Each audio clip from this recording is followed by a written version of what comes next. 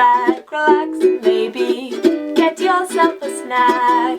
Me and you gonna have a little chat about books. Hey guys, so I am here today to talk to you about some of the SPFBO titles that I've recently read and that I want to review for you guys. These are all books that I did definitely enjoy and that I would recommend to you for various reasons and depending on your reading mood at the time. So I'm going to talk about 3 different books in this review and just tell you a little bit about each, and then I'd love to know in the comments which one of the books that I've mentioned kind of appeals to you most or why. So leave me a comment below once the video is done. The first book I want to talk to you about is called Torn Apart and it's by J.M. Riddles. I hate this cover, so there's that.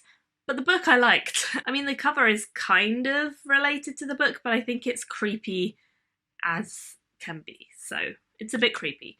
The book itself is not as creepy as the cover makes it look, I don't think. This one is a book that I generally would not pick up off the shelves, especially for the cover, but particularly for the storyline, because it is a paranormal romance. This is not something that I typically tend to read. I generally don't read paranormal because it's something that I find quite predictable and therefore it's not something that really entices me that much. However, with that being said, I do think that paranormal can be done well. I just don't see it that often, but I don't actively look for paranormal titles either, so it's a bit of a double-edged sword, I suppose. This one surprised me because it is a well-written story. It stands out above some of the others in my batch for just generally being written well. It's a story that focuses on a young girl and a young boy who, as children, end up playing together because they're both slightly outcast from their group. By that I mean that the young girl is in training to be a sorceress, and to do this she has magical powers that really enhance her strength and her skills, and therefore the other kids who are from the neighbourhood that she's grown up in are quite scared of her and don't really like playing with her. She's an outcast and she often sort of runs away when she's trying to play with them, and they basically call her names and are horrible to her, and she runs off on her own and she cries. But one time she decides that she's going to run all the way into the forest, and there she meets a young wolf who is in wolven form and is trapped in the woods.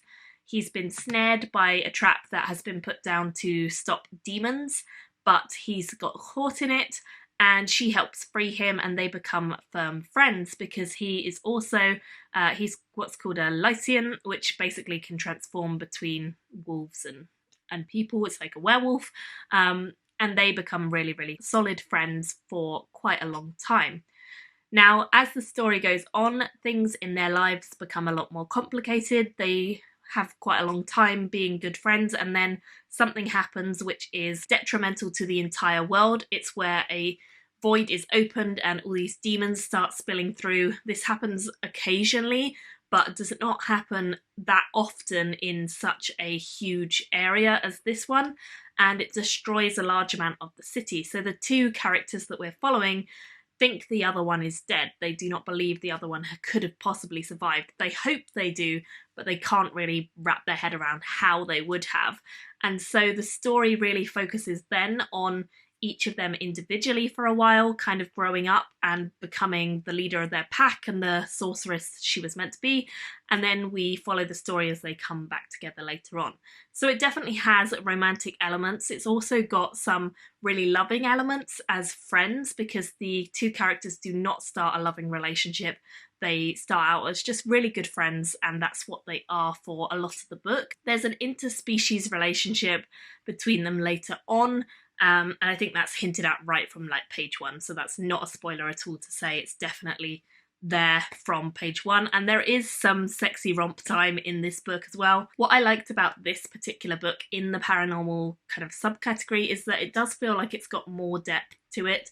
Because they grow up as friends, I feel like there's a lot more depth to how their relationship begins than some of the paranormals that I've read, and I really like that. And we follow priestesses and these magical shapeshifters, as they fight against the demons overall. There's a lot of magic in this book, which is always in my mind a good thing when it's done well, and it is in here.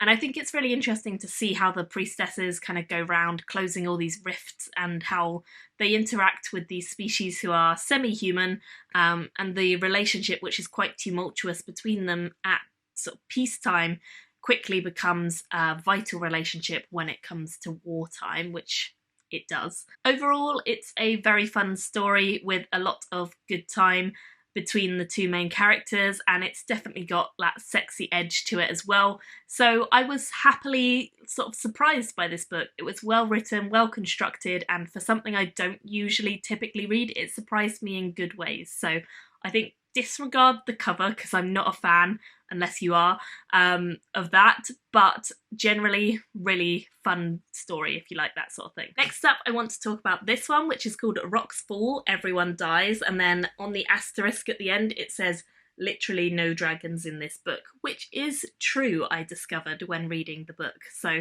you can see there's a very cool dragon on the front. It's all a facade, it's all a joke, and this book deals a lot with tropes and subversion of those tropes. It's a satirical look at the fantasy genre, and it plays quite well with some of the typical, stereotypical parts of fantasy.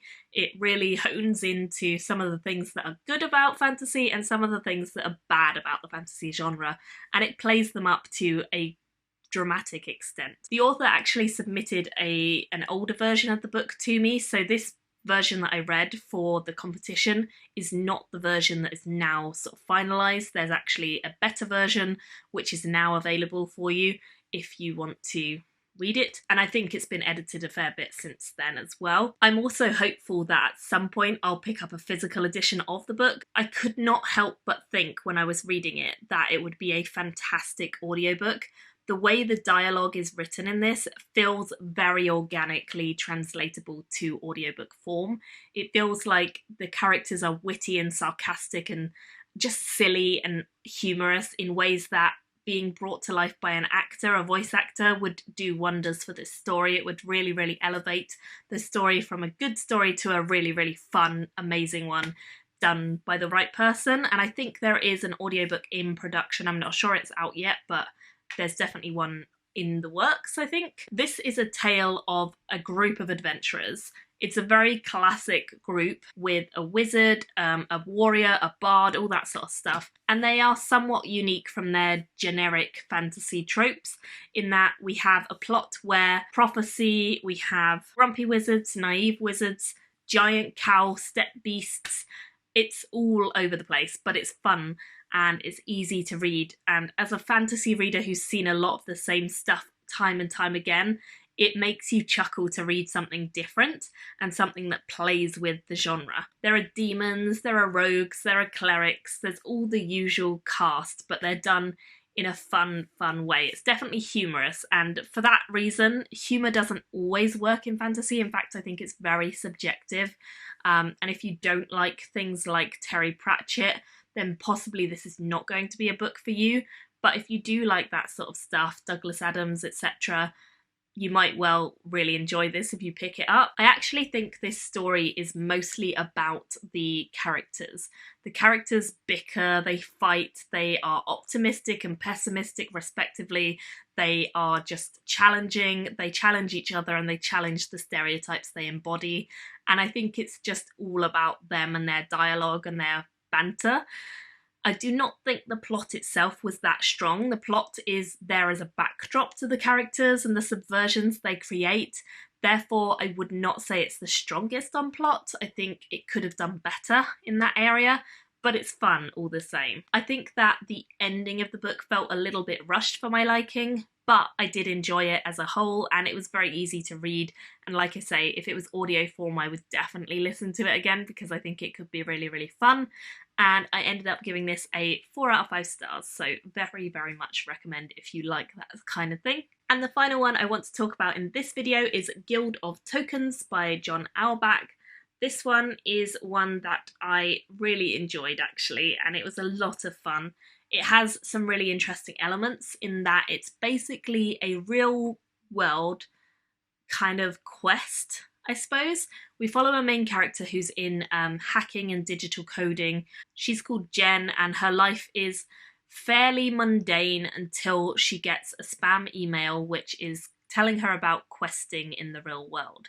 She's the sort of person who has played quest games and enjoyed them in her lifetime, and she's the sort of person who is kind of looking for more from her life right now. She's got a boyfriend, but they're not really going anywhere. They've been kind of plateauing for a while, and he's never really there. He's long distance, and he's a long way away when he is distant. So she doesn't see that much of her boyfriend, and even though they're together, they're not that together, if that makes sense. She's also working for a company where she feels very much undervalued. She's someone who is looked down upon by a lot of the team, even though she's very good at her job. They just kind of think, well, she's a woman and therefore she's probably not that great at coding, which is not true. And so she feels like she wants something more. And when this spam email first comes in, she's like, no, forget it, ignore that, delete it, etc. But when this spam email keeps appearing in her inbox, she decides that she's going to look into it, and she ends up taking on a quest and going in real life to do the quest that she's set, which is the start of a journey into a world of complete madness, chaos, underhanded, conniving political machinations, scheming, and a whole world load of magic that she never knew existed. She very much gets drawn into everything that's happening. She gets caught up in learning to control magic and learning about what the people who know about questing do. She gets caught up in the high life, but also there is a very dark side to it all that she quickly discovers, and it basically consumes everything in her life very soon. So this one I love for the idea that it has modern technology, it's fun, it's current, but it also has this real world quest element that just is quite a cool idea. I mean, I don't think in practice it would work that well, but it's definitely an interesting concept to consider, and I liked doing that whilst I was reading the book. I think Jen is an okay character. She irritated me at times, but in general I felt like her storyline kind of made sense, and I could see why she would sort of just keep doing what she's doing because it's easy, and then it was only when things were forced on her that she really made a final decision about which direction her life was going to go in. I can understand it. I see why it kind of makes sense to me. So it may not be my personal choice, but I understand her motivations for things. And I just think it was fun. It was a fun read from start to finish, and I don't think the pacing was bad. I think in general it's well written, and I would certainly say this is one that a lot of people might enjoy. If you like anything like a merger between the real and the magical, then you might like this. It's set in a current day situation, so like they have technology, as I say, but it's definitely an interesting overall plot. So that one I also gave 4 out of 5 stars to, and I'd love to have your thoughts on any of those 3 books I've just spoken about, whether any of those appeal to you, which one and why. And thank you all so much for watching. I will see you very soon in another video. Bye guys! Thank you for watching my video today. Go pick up a book, then come back and chat with me again.